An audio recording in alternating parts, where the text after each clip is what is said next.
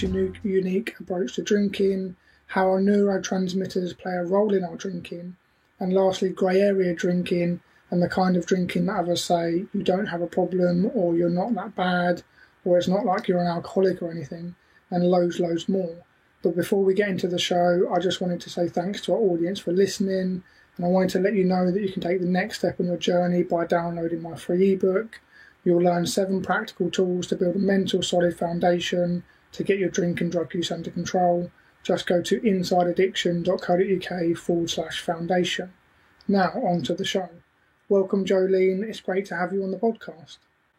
Thanks, Luke. I'm happy to be here with you today. Awesome. So to kick us off, Jolene, I just wondered what advice you would give to the version of yourself that was, drinking, and where you were at the time and what was going on. Oh, that's a good question. The advice I would give is the way I was drinking certainly wasn't normal. And I think the biggest piece was I was not alone. That's what I didn't realize when I was drinking. I had a group of friends. We were out all the time. Everyone, the kind of happy hours, the networking, lots of drinking.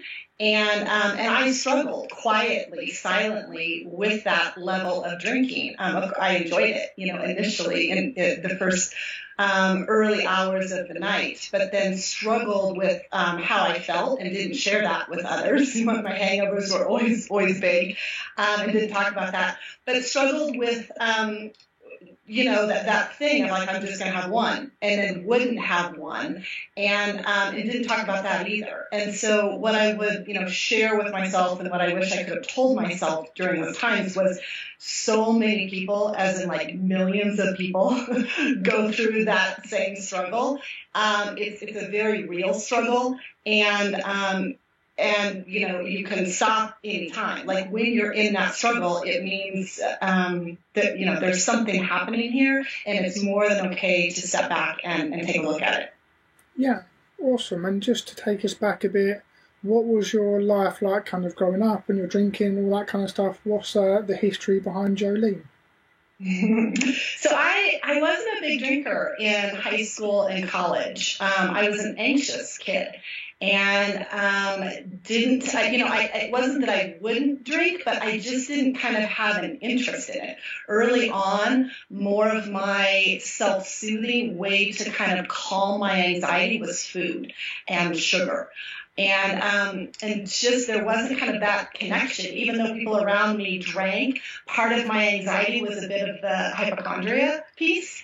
And so I was, part of my panic was the fear of like losing control. And so I didn't want to drink to a level where I, felt out of control. So it just didn't kind of appeal to me until my late 20s, after a breakup, that I was just crushed over and literally, fetal position brought to my knees, and had wine in my house. I had gotten it as a gift at like a professional, kind of how they do those gift baskets, and had this bottle just in my kitchen, kind of this decoration.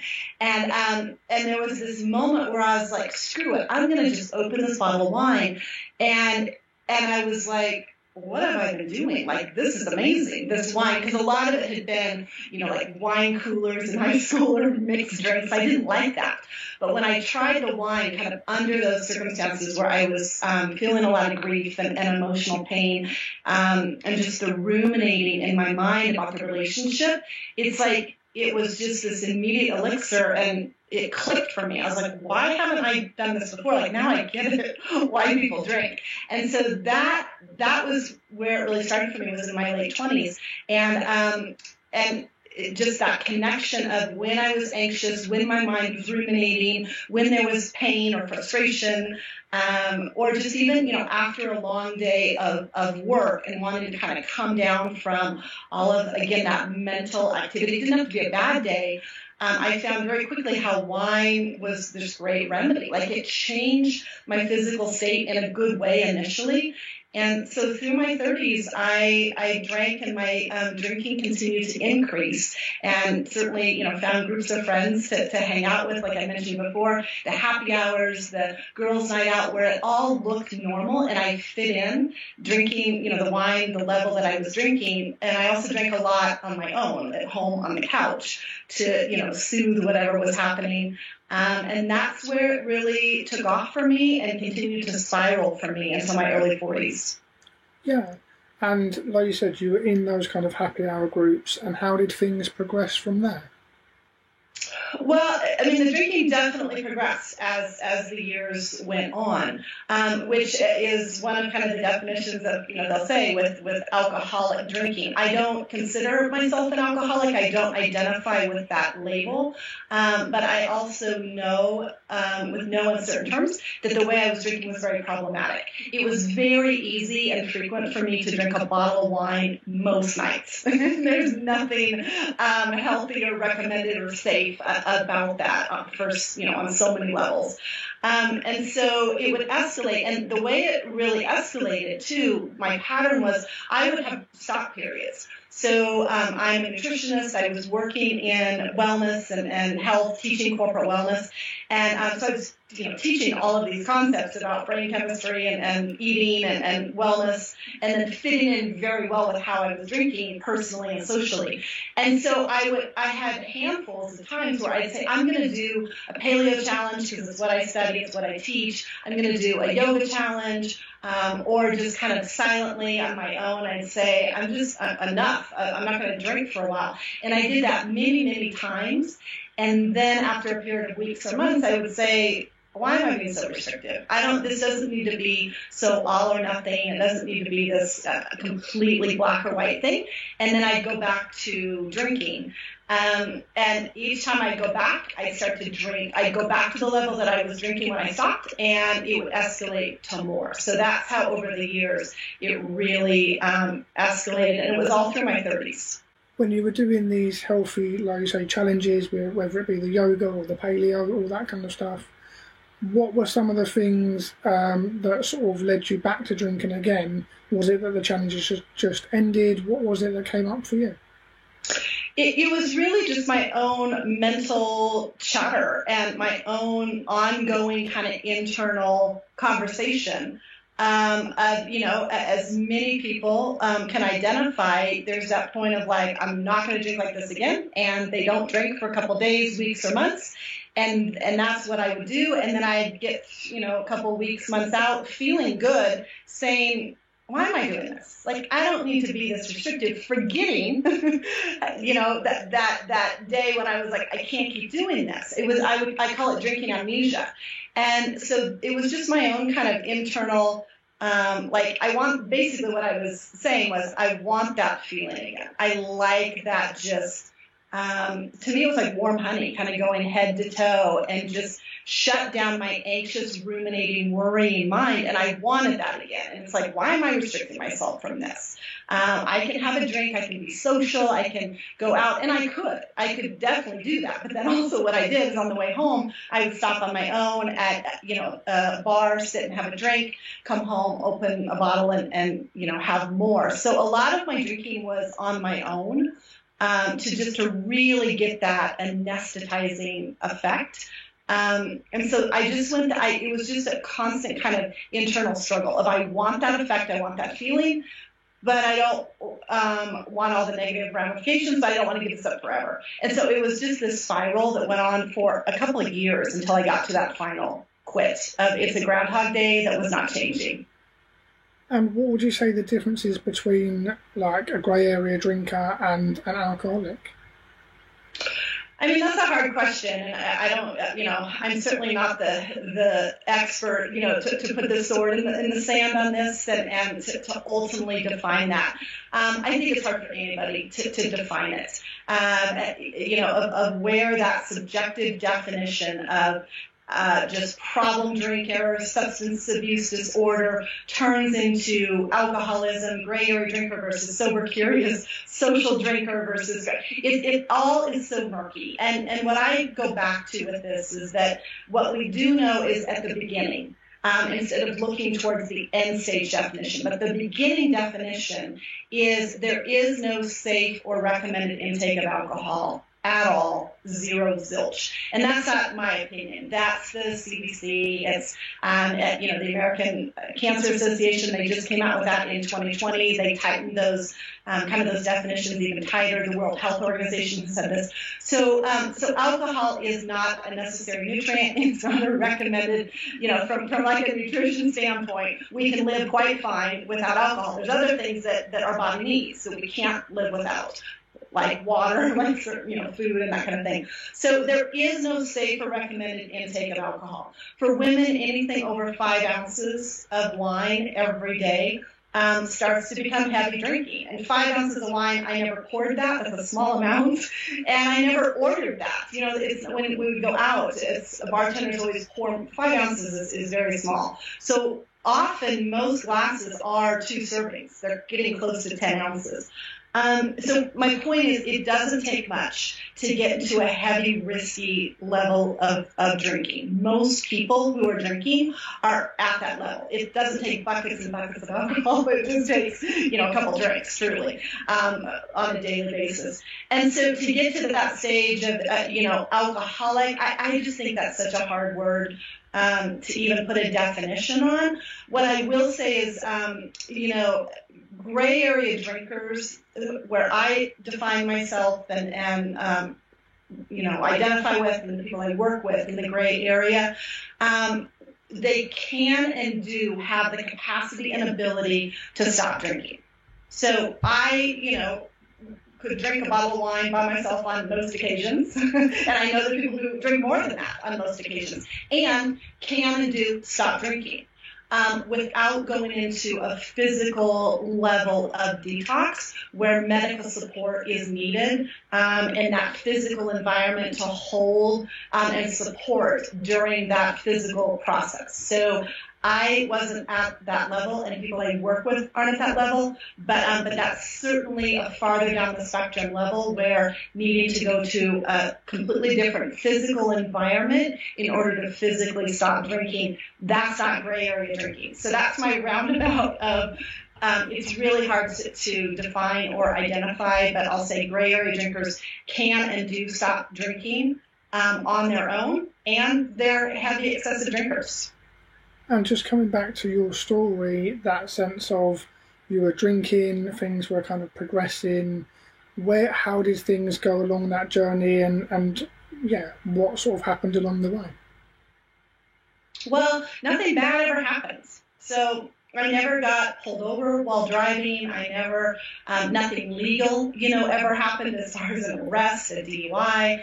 I was never, all of those stereotypical things. And my clients all say this to me too when we first start working together. When we start our coaching, they'll say, I function really well. I'm like, I know you do. All gray area drinkers typically function really well. There aren't kind of those external negative things that we can say as proof. It's like, see, the drinking has really escalated. So I didn't have any of those things. But tell me your question again of like how it progressed, or? Yeah, just how it progressed. But like you say, with the not having the stereotypical kind of DUIs, all that kind of stuff. I mean, what are some of those other characteristics of things not going catastrophically wrong in a sense? I think the biggest thing for me, and also a really typical characteristic of gray area drinking, is the stopping and then restarting, and stopping and restarting. And I think that can go on for years. I went through that process for many years. It's that Groundhog Day, that back and forth is a really, really common characteristic of gray area drinkers. And I remember kind of on one of my final stops, I probably stopped 10 times. And then restarted drinking before I got to my final, resolute, this is it.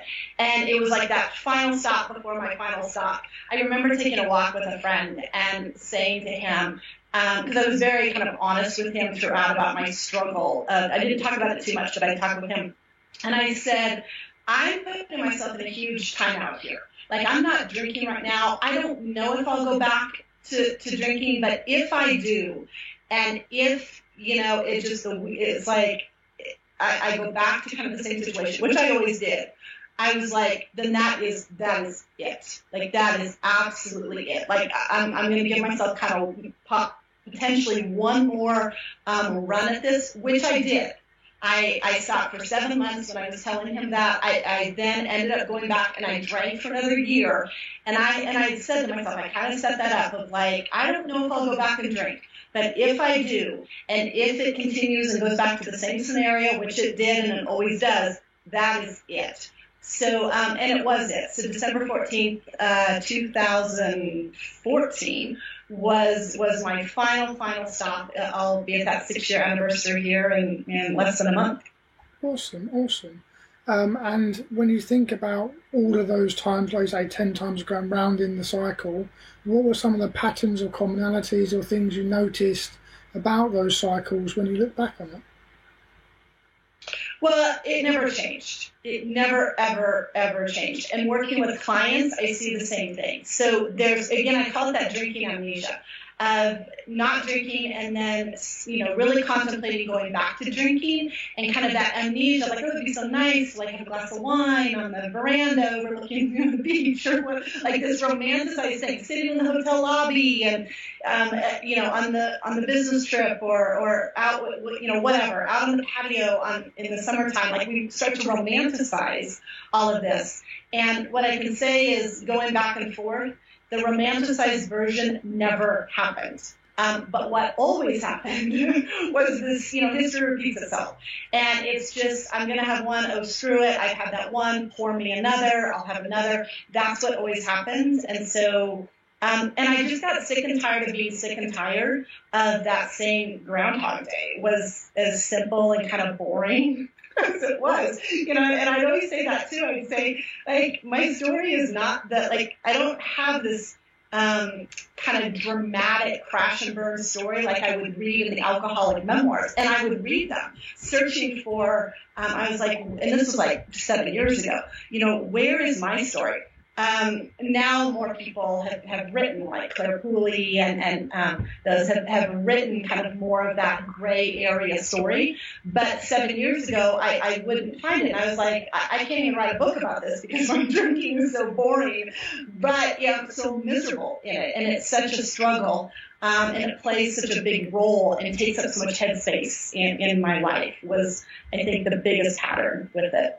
And do you or your clients ever feel, or did you ever say to yourself, I'm not as bad as those drinkers, I'm not on a park bench, I don't have, a bottle in a paper bag, I'm not that bad? Did that ever come up for you or any of your clients? All the time. Yeah, absolutely. I think, every client I work with one-on-one, we have that conversation, and I'm like, I get it. I so understand. I mean, this was me. What you're describing, this is me. And so, yes, absolutely. There's always that bar of we can always find somebody worse than how we drink. Even the worst of the drinkers can find somebody still worse than them. And so, yeah, I think that justification to justify and also using, I've heard where people say, my husband's like, you're making too big of a deal out of this, or, this is no problem, or, friends will say, why are you worried about this? You're worried too much. And so we can always find that external kind of proof or justification that we're not that bad. But again, I always then go back to, let's start at the beginning, not the end. Instead of looking for like that end definition of what it should look like, let's start at the beginning of, there's no safe or recommended healthy intake to begin with at all, zero, zilch. So I think starting from that marker is a more real tangible, concrete marker to start from than to seek out this ambiguous, vague marker at the end of there's the definition and proof that now I'm drinking too much. Yeah. And you spoke about this kind of anxious, worrying mind that you had within you, I guess. And how was that throughout your journey of drinking? What was that anxious, worrying mind like? Well, it got worse. so alcohol makes anxiety so much worse. And And for me, a lot of it was kind of even the blood sugar piece. And so nutritionally, this is what I know, and it's what I work with, and it's what I teach and train. But alcohol would just plummet my blood sugar. And so that was a lot of what I was feeling in the morning, and everyone's feeling in the morning, is low blood sugar and dehydration, which feels awful. That's that queasy, sick, woozy, nauseous, clammy, feeling. But emotionally, what that is, too, is that reactive anxiety, that kind of lashing out. And, I feel like I'm a pretty intuitive person and can kind of read people and situations pretty well. And that was another thing that really bothered me at the end of my drinking. I would be like, is this my intuition about kind of, I shouldn't, whatever, take this job offer or date this guy or is it my kind of alcohol-fueled reactive anxiety from drinking a bottle of wine last night? And so it was very, very hard to start to discern alcohol anxiety, which is going to last even, hours and days past drinking, versus my own intuition. And so the anxiety, the ruminating mind, the reactivity, the constant worry just was, as you know, and your listeners know, it's like you can have a drink and that first 30 minutes or so is wonderful. But that's really all we get is that 30 minutes. And then the hours and days and weeks beyond that is, it was just constant anxiety for me. And then that becomes the vicious cycle to drink. And then there's that 30 minutes. And then my GABA, the brain chemicals, it drops lower. I feel more anxious. Then I want to drink even more to kind of mitigate that GABA anxious feeling. And it just became a real vicious cycle. And the more I drank, I also had this sense, too, of like, can I actually stop? Which started to get a little scary, too, because I knew I was getting in a real cycle of how I felt physiologically, which was part of my brain chemicals, and needing that alcohol, which is a scary, really kind of question to have for yourself of, can I go through this day and this week and really not drink versus how much do I need it? And I knew I was getting real close to that and knew that I needed to get out before I got too far in. Yeah, and how do you feel like our neurotransmitters play a role in our drinking and our not drinking and just in our brain chemistry in general? Well, I think they play a huge part. And, my work and my philosophy and kind of position on this, because of the neuroscience that I know and have studied, the current research right now talks about bottom up, not top down. And what they mean by that is body first, mind second. And traditionally, we've gone the approach of work with the mind to change everything else with the body. But we know from the neuroscience, we know from the physiology, and I knew this, and I was drinking, doing what I was doing. But we know this, and an example I always give is like with a diabetic. It's a physiological thing that's happening. Their insulin is too high. And so, yes, for a diabetic to do some affirmations, to do some journaling, some healthy, lifestyle things can certainly help. But that kind of the mental side of things, but it's a physiological thing that's happening with the insulin. So we have to use physical mechanisms to mitigate that. And it's the same thing with the alcohol. Alcohol is physical. We're putting it into our physical body. So we're getting physical reactions, some of it being the anxiety, the nausea, whatever was happening with me, the weight gain, all of it. And so I need to come at it from a physical side to bring all of those physical pieces kind of back into homeostasis and balance. So I can mentally affirm and do all that, and it's extra kind of icing on the cake, and it's wonderful and lovely. But we really have to start with the body first to then start to change the mind. So the GABA receptors are in the body, and the GABA receptors are those anti-anxiety, again, neurochemicals. And so I can think positive, but it might push those neurochemicals a little bit in boosting, but what's really going to boost them is physical intervention, and most of us have been using alcohol as that physical intervention to try to boost GABA. But there's many, many, many other ways to introduce physical pieces to boost GABA that aren't alcohol. And so that's where I started. And because I knew that from the work I was doing, it's where I started myself, it's how I work with clients. And so, yes, I think that the neurotransmitters in this conversation, for me, are first and foremost to focus on the body, because that's where the neurotransmitters are. We have more GABA serotonin receptors in our gut than we do in our brain. Yeah, and what are some of the things you recommend people do or clients do to change some of those neurotransmitters and to focus on the body first? So, nutrition is my foundation. I certified in nutrition in 1999, and I learned about the neurotransmitters in 2006, and then did my TED Talk about the gray area drinking and neurotransmitters in, when did I do that? 2017, I think. So it's always been a real core of my work. And, I learned about neurotransmitters in 2006. I didn't stop drinking until 2014. The next piece that came in for me was the somatic work. So working with the fight, flight, freeze, also working with the body, but some of the somatic work. So combining the neurotransmitters and somatics has what was really helpful to me and what I share with clients. So where to start? Start with the body. I start with nutrients, I start with food, because when you balance blood sugar, it can balance a lot of things. So whatever the complaint is, whether it's cravings, whether it's insomnia, actually feeling anxious, feeling depressed, weight, complaints. So any of those physical complaints, balancing blood sugar is the foundational place to start. So that would be my first recommendation. And then from there, we can get a little fancy if clients want and people want, with some added supports, with some herbs or supplements, some added pieces. Some people don't like to take supplements, but I always start with just real whole food, eating on a regular basis. Like every 3 hours, eat some good protein, whether it's animal or vegetable. Eat a good healthy fat, primarily omega-3 fats, like fish oil, chia seeds, flax seeds, walnut oil, that kind of thing. And then carbohydrates, primarily lots and lots of vegetables as that carbohydrate source. So that's going to pay dividends no matter what the complaint or what the struggle is.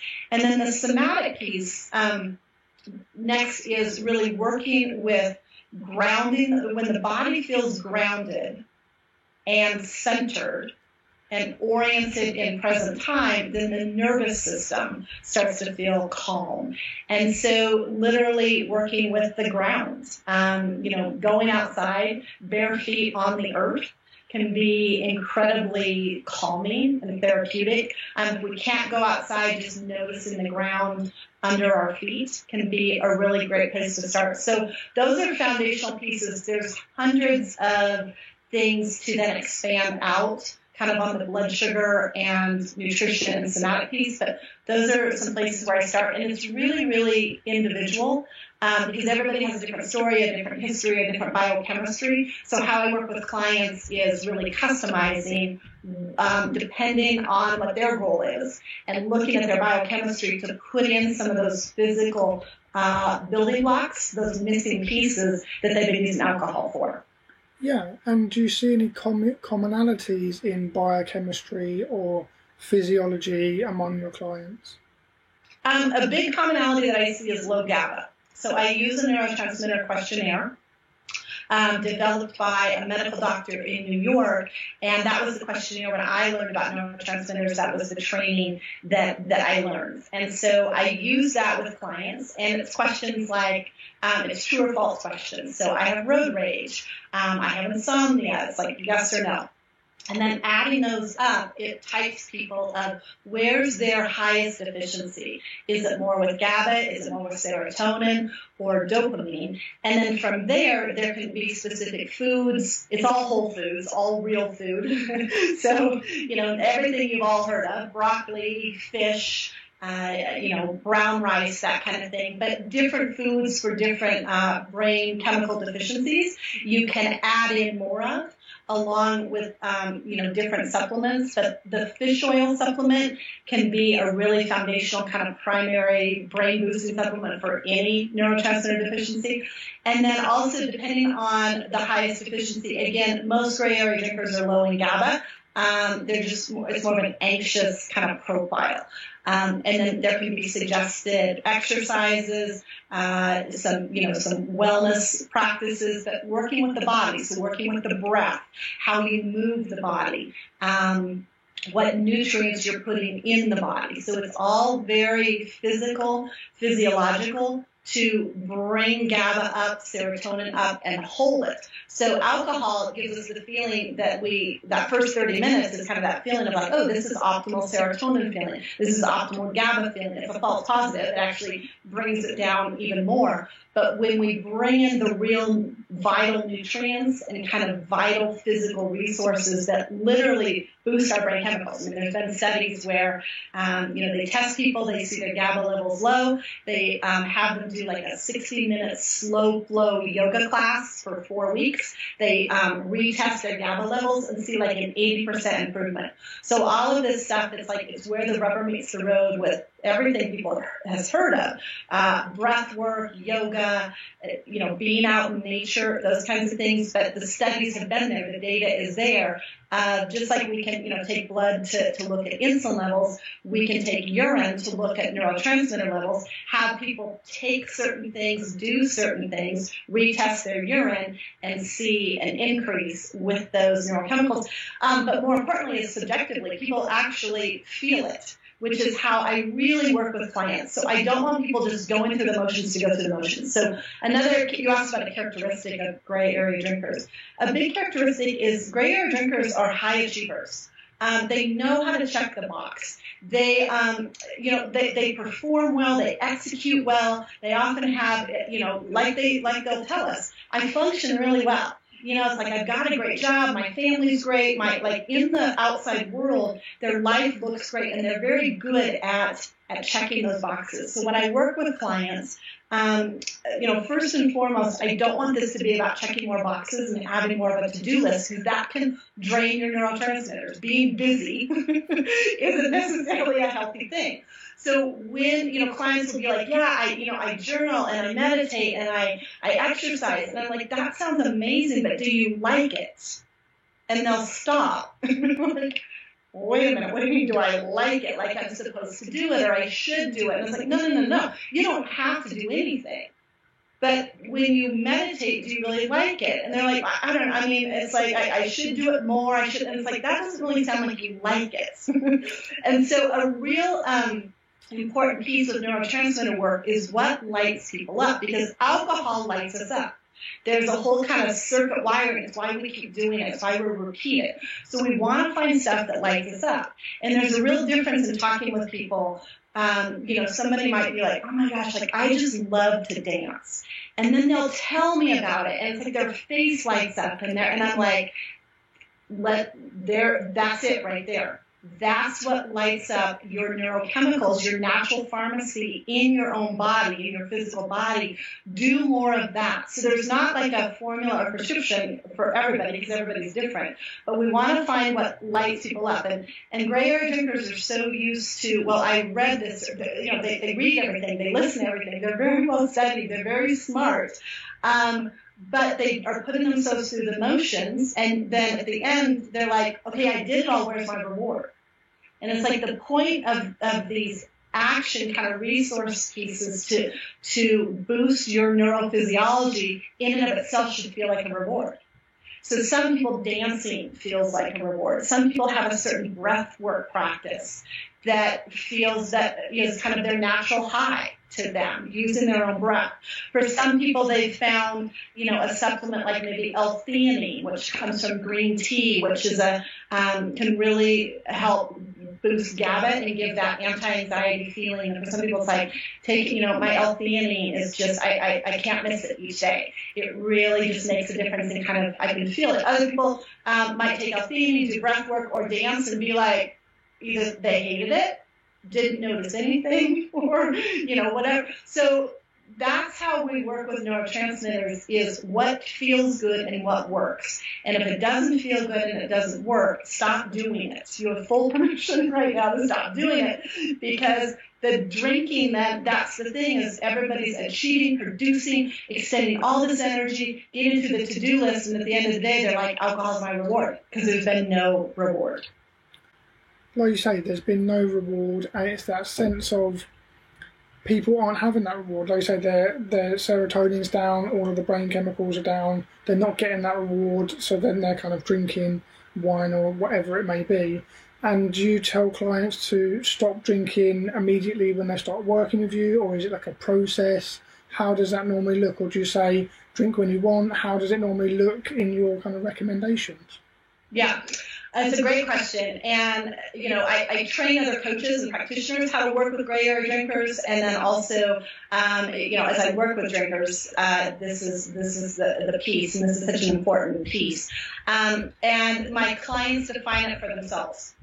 So, I'm not going to tell somebody that they need to stop drinking. However, people who come to me and are ready to pay for coaching are generally 99.999% of the time at that place of like, I don't want to keep doing this anymore. I don't know that I want it to, this whole imagining of forever of not drinking, which is totally fine. But they're at that place of like, I don't want to drink. Like, I want something different here. And so my suggestion when I work with clients is to really get the full benefit of this physiological kind of rewiring, replenishing with these physical resources as we're customizing things for their biochemistry. It's much more beneficial, worth their time and money, to not drink on top of it, because it becomes a real push and pull. So we really want to see, when we put in these other pieces, that, again, they're not just checking box, getting a gold star because they're doing it, but did they actually get an effect? And the way to know if you really got an effect and what's going to start to be that customized approach for them is to not have alcohol kind of interfering in there. And again, if they can't stop drinking, I'm not the coach to work with. So there's other programs and people if people are really in that acute phase that they can't stop. But if people can stop, I encourage them to really get their bang for their buck, so to speak, working with me to make that commitment to themselves and not drink. Now, some clients then, as we're working together, might have kind of that, well, I think I want to be able to have a drink and drink socially. I'm not going to say, no, you can't drink. But we're going to set really, really clear parameters of what that looks like. Is it just on the weekends? Is it just, when you're out and not at home? Is it just one drink? Are there going to be, so we go through all that instead of just this ambiguous, like, I'm going to drink socially. That's too vague, and it's too kind of open-ended. So I work very specifically with that accountability of follow-through, of people sticking with what it is that they ultimately want to stick with, whether it be not drinking or having a drink here and there. I can say once people have crossed into kind of this gray area and are hiring me as a coach, it's very hard to go back and have a drink socially and kind of stay in those parameters. And your approach feels like it's very much in the here and now, changing the biochemistry in the body. Where do you feel like the past and trauma and all that stuff plays a role? Or do you feel like with your clients that's not a major thing that comes up? How do you feel about that aspect of things? I have not had one client where there hasn't been some level of trauma history, including myself. It can be big T, little t. So I think trauma is a very scary word because our mind goes to like kind of the catastrophic abuse or violence, which it doesn't have to be. Trauma can just be, the abandonment that I felt in my late 20s from that relationship that ended. It was very traumatizing in my physical system. There was no abuse that happened. There wasn't any violence, but it was very traumatizing. It would be considered, kind of a little T on the spectrum of trauma. With my story, you can see how that opened the door for my drinking. And so I see that with with clients. I just do, and I teach it in my coach training about the trauma piece. And so it is when we talk about characteristics, there's usually drinking amps up with gray area drinkers around some level of loss. Whether it was a parent through a divorce, in their teenage years, or something happened with a friend group, or, a loss with getting into college, or like an athletic. I had a client who was on track for a professional sports kind of trajectory and got injured. And that's where that's the trauma. So again, it's not abuse or violence, it's just what happened. And so kind of, that becomes very dysregulating in the nervous system if we don't discharge that. And so a lot of us then reach to regulate with alcohol. It can be miscarriage, it can be divorce, it can be, the loss of a relationship or a career. So those pieces are always part of the story, and it can be abuse and violence as well. But it does go hand in hand with this drinking story. A lot of my, influence too with my training and how the education I've had is through Bessel van der Kolk, who wrote the book The Body Keeps the Score. He's very well known kind of in the neuroscience area. He's in Boston.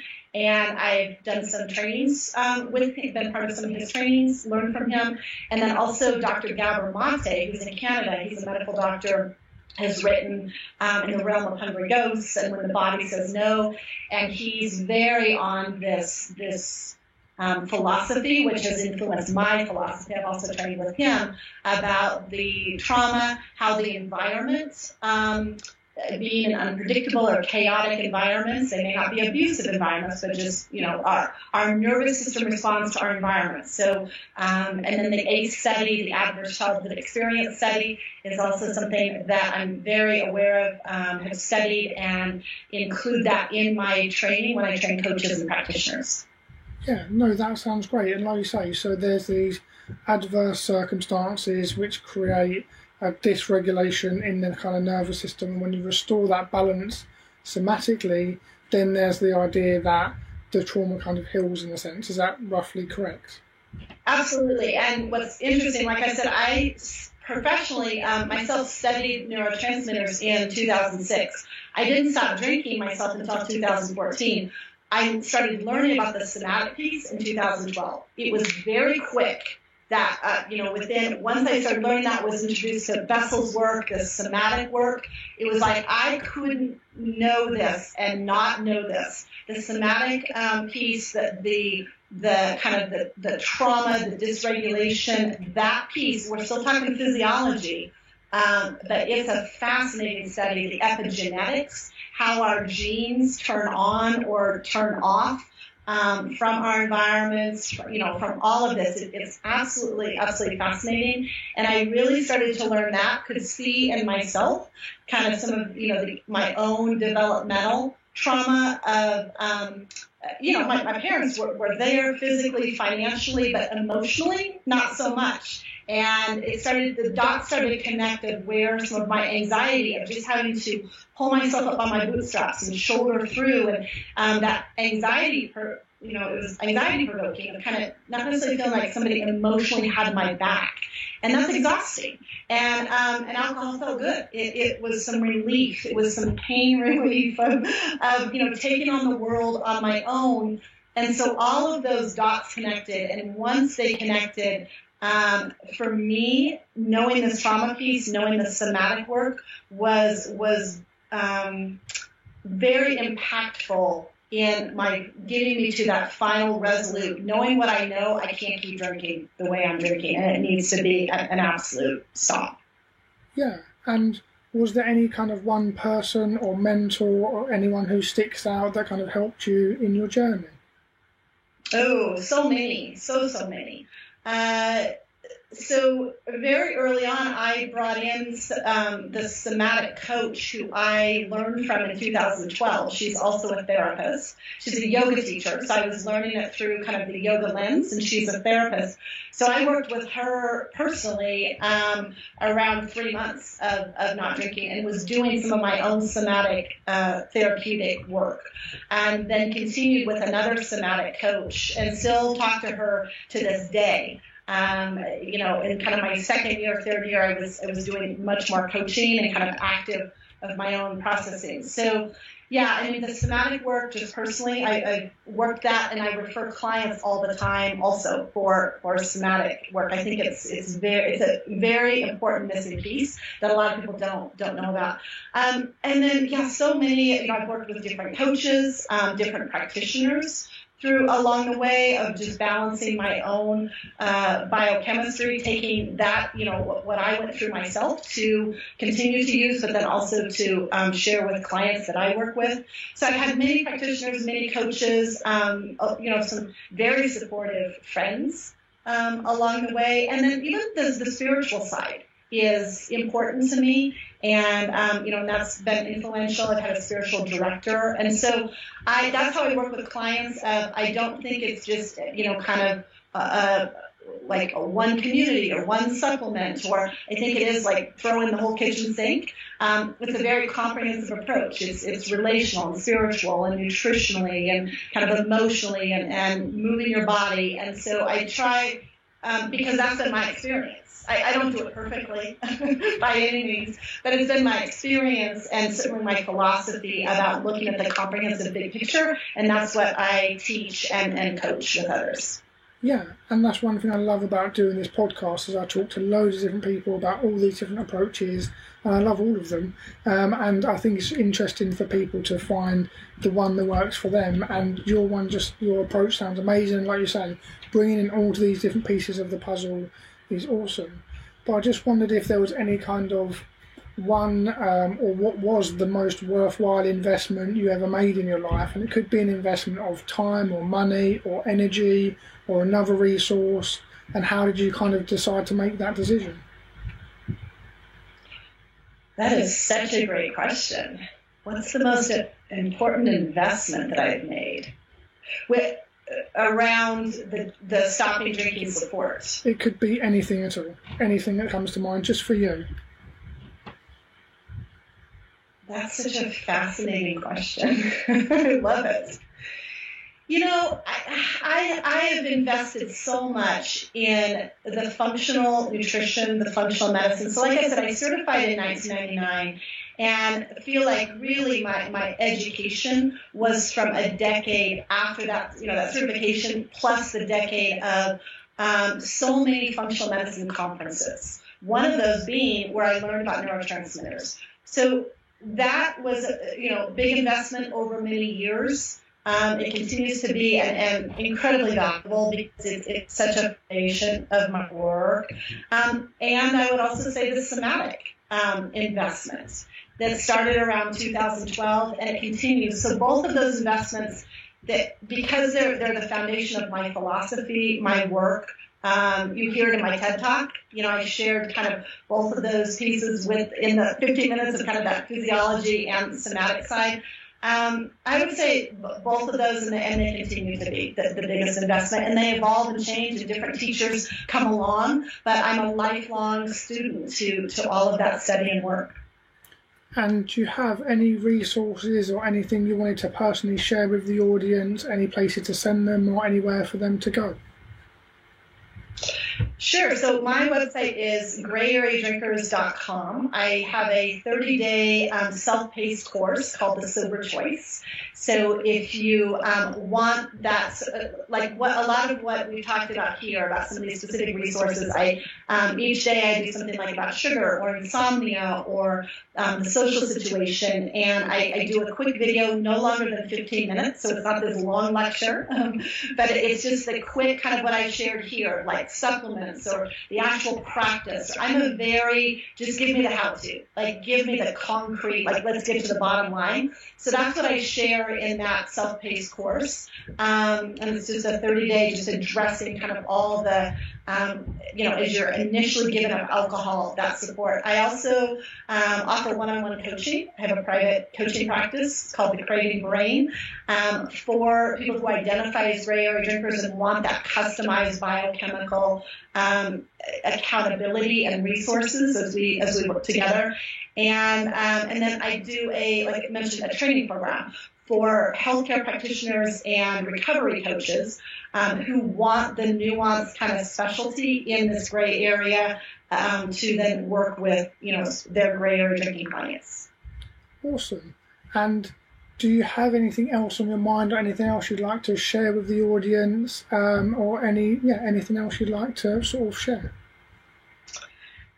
No, thank you for inviting me on. It's wonderful to connect and talk with your audience. I welcome any emails, DMs. My Instagram is Jolene_Park, and I post about gray area drinking on Instagram. So please reach out. I'm very open and love to chat via DM or email if anyone has any questions. Awesome. Well, thanks very much, Jolene, for coming on the podcast. It's been amazing. And thanks to our audience for listening. And please remember to subscribe on iTunes. We have new episodes weekly every Friday. And please leave a rating so we can get ranked in the algorithm and help more people just like you. Also, if you loved the episode, which I'm sure you did, Jolene was amazing. Please share it on Facebook in any way you feel comfortable. And thanks again for listening. And as always, I wish you well on your journey in recovery.